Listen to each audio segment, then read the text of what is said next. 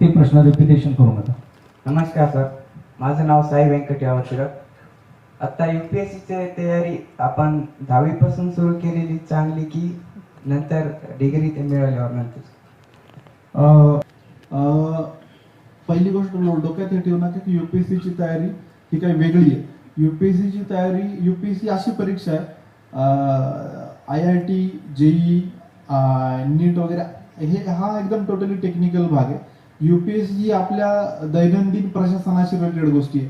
त्यामुळं त्यांना प्रशासकाकडून ज्या गोष्टी अपेक्षित आहे तर तोच सिलेबस आहे. म्हणजे इतिहास, भूगोल, ज्या गोष्टी आपण 10वी पर्यंत वाचलेल्या आहेत, नागरिक शास्त्र आहे, चालू घडामोडी आहे, खेळ आहे. तर त्यामुळं मी आता जसं सांगितलं तर तुम्ही तो डोक्यात ठेवा, UPSC असा असा सिलेबस आहे, या गोष्टी करायच्या. तर त्या अनुषंगाने तुम्ही तुमच्या रुटीन ऍक्टिव्हिटी, जे रुटीन अभ्यास आहे तो चांगल्या पद्धतीने करा, कारण ते महत्वाचं आहे.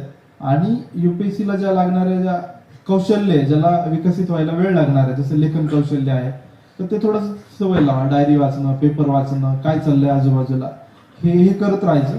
चांगले पुस्तकं वाचायचे, एक्स्ट्रा करिक्युलर ऍक्टिव्हिटी करायच्या, कॉलेजेसमध्ये तुम्ही त्या सगळ्या ऍक्टिव्ह राहायचं, भाग घ्यायचा, हे करत राहायचं.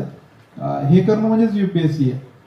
UPSC जो काय सिलेबस आहे त्याला तुम्ही इमिडिएटली लगेच हात घातला नाही तरी चालेल, कारण तुम्हाला नंतर 4-5 वर्षांनी सॅच्युरेट होईल सगळ्या गोष्टी.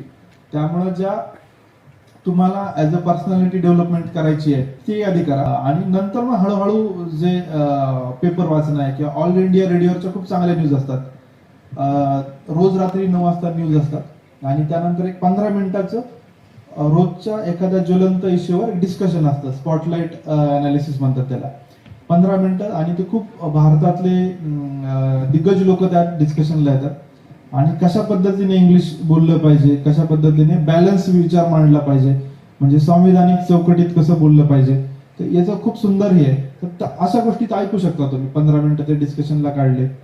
राज्यसभा टीव्हीवर खूप चांगली चर्चा आहे. तर हे सगळं करत राहायचं, आणि मग हळूहळू UPSC कडे जायचं. UPSC आणि 10वी 12वी किंवा डिग्री असं काही कंपार्टमेंट नाही वेगळे, ते सगळं रिलेटेड गोष्टी आहेत.